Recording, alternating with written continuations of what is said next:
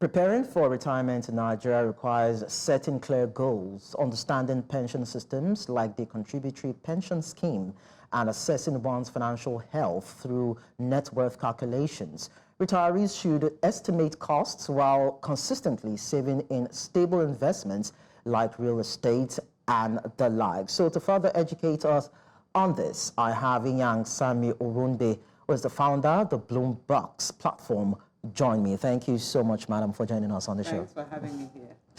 It's a pleasure having you around. So let's start this way. Can potential retirees have or even set retirement goals?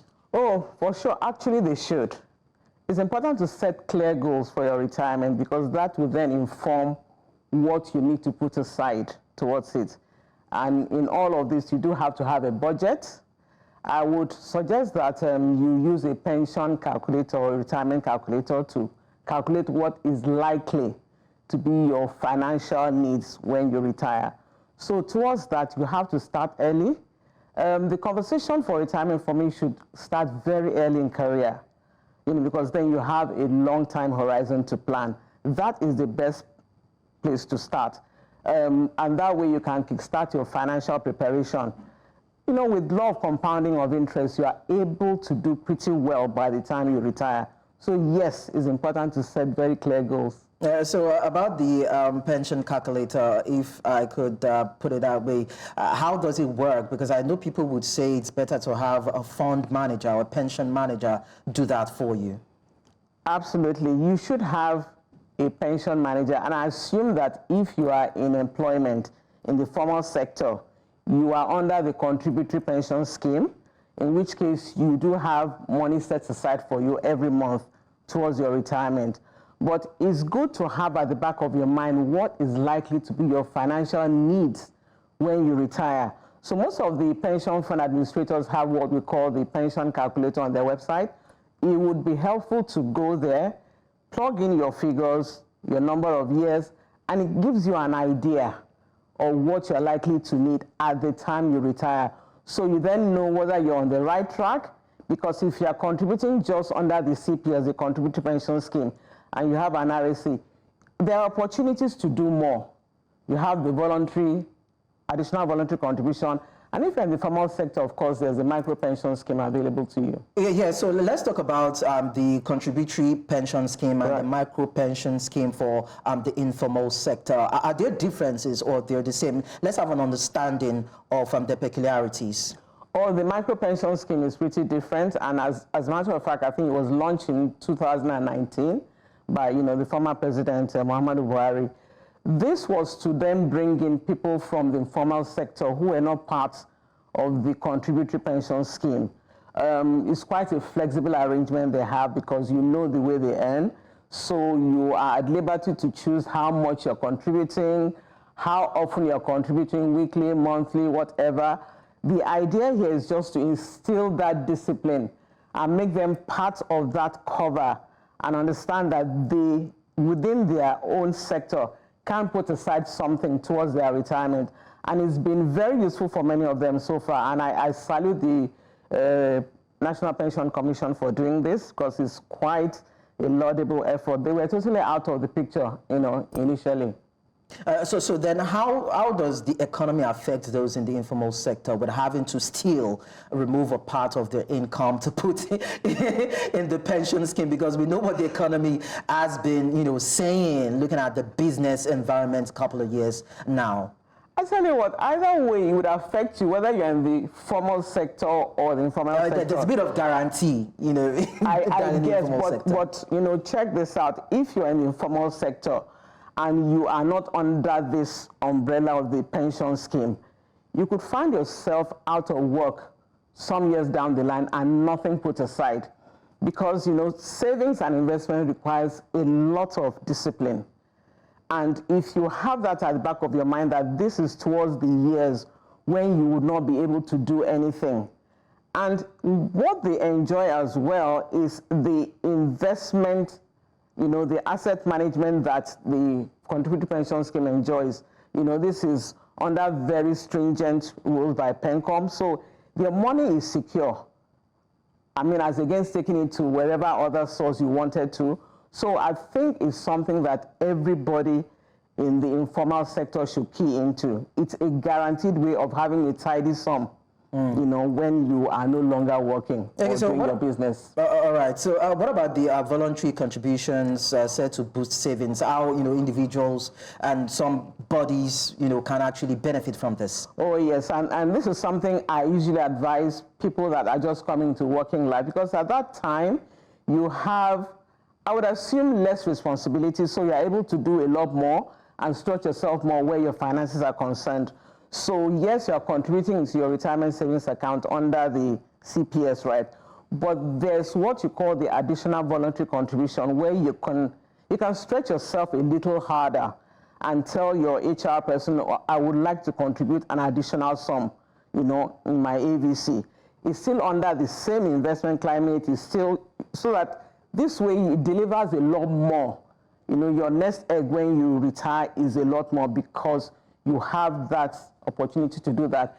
It's, you are not tied to it. I mean, after 5 years or so, if you want to withdraw from it, it's fine. It's not, you know, you're not subject to any tax. But I think the idea is to help you, you know, push yourself to do a lot more than you would have done under the Contributory Pension Scheme, RSA. Okay, but we've heard, you know, in some situations whereby accessing those funds during the point of withdrawal could be quite challenging for those who want to do that. Has that bottleneck been resolved now? Absolutely. With the new Pension Reform Act, as soon as that came into place, the lines were clearly drawn. You have the pension fund administrator whose work is to take your money, invest it. However, the financial assets are in the custody of the PFC, the pension fund custodians. So that makes a big difference. I mean, the PFCs don't have access to your money. So that secures your money somewhat. So at the time you are retiring, I mean, nobody has had any funny experience.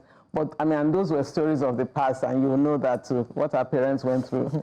Of course. Now, let's look at potential retirees and still consider the economic situations that we're faced with. A lot of them will still go through issues around healthcare, utility bills, and all that. Is there any advice that you would want to give to them to help them live above those challenges, and the burden?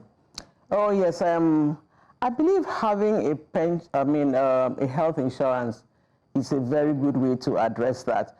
For quite a number of people, while you're working, there's some cover. Your employer has you under some HMO scheme. For people in certain industries, you actually even have the healthcare continue even after you've retired. And I think those are the people that are having the best of time right now. Healthcare is not cheap.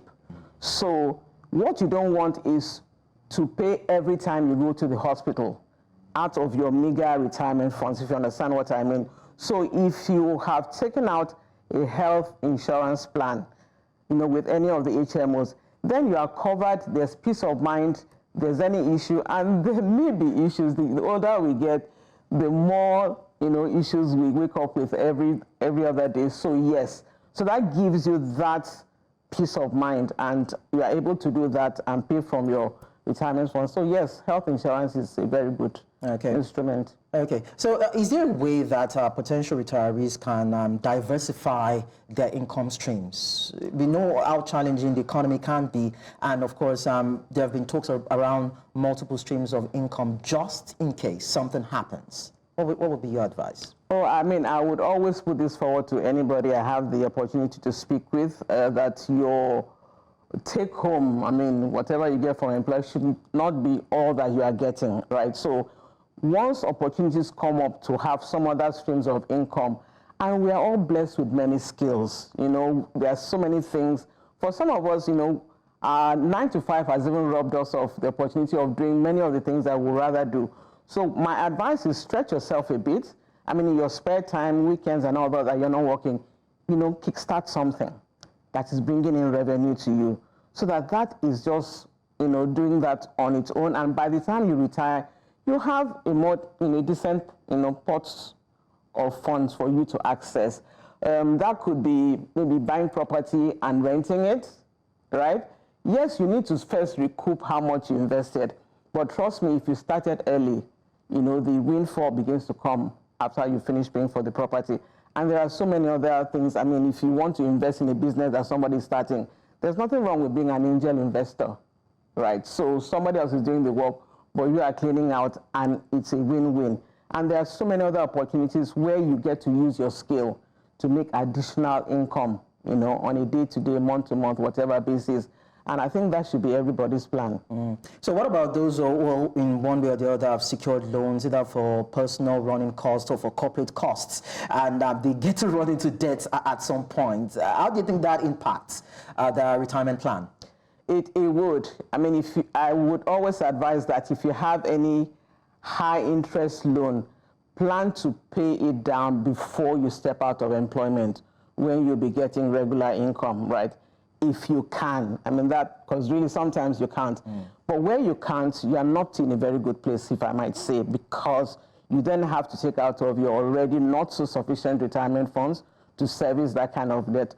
But borrowing to make money for business where you know that a return is coming, I don't think that there's any problem with that. It is borrowing for some other stuff, you know, especially the high interest ones, that I would advise against, you know, as you approach retirement, so that you are not encumbered by that. Yeah, but then we've seen government policies also affect such investments that you earlier talked about. Is there a way one can scale that, because government will always be government? Do we want to go there? Of course we should. Yes, we should. It affects, you know, investments, businesses, and all that. Oh, yes, we should, and which is why you must stay on top of economic trends. You know, make sure that you understand what's the inflation rate, what are the new government policies, especially as it affects you or may affect you at the point of retirement, so that you can keep adjusting your plans, you know, in line with what you're seeing. I mean, who knew that inflation rate would be as bad as it is now? And I know that existing retirees are in a bit of a fix, because they never anticipated this. And really, I don't know that anybody could have anticipated, you know, inflation rates upwards of 33% is pretty bad, you know. So those are the things we need to stay on top of, you know. So yeah, monitor economic trends and see how it may affect you and your funds. Okay. So finally, before I let you go, I just want to bring this into perspective. The two-pot system, I don't know if you've heard about it. In South Africa, there is a retirement savings plan. There's a retirement plan, a savings plan, a two-pot system whereby, you know, potential retirees can actually use to manage their funds. I don't know if that also is what the Contributory Pension Scheme is about, or maybe that is even better than the CPS. Well, I mean, the CPS, I mean, trust me, I believe it's a solid arrangement for retirees. I mean, it's one of, you know, the acts that I salute every time I think about it, because we know where we are coming from. So if you know that you have that ahead of you, any other thing you do can just be to sort of augment that. But that is a solid place to plan your retirement. Yeah. All right. Thank you so much, Inyang Sami-Orungbe, founder the Bloombox Platform. It was nice talking to you. Thanks for having me.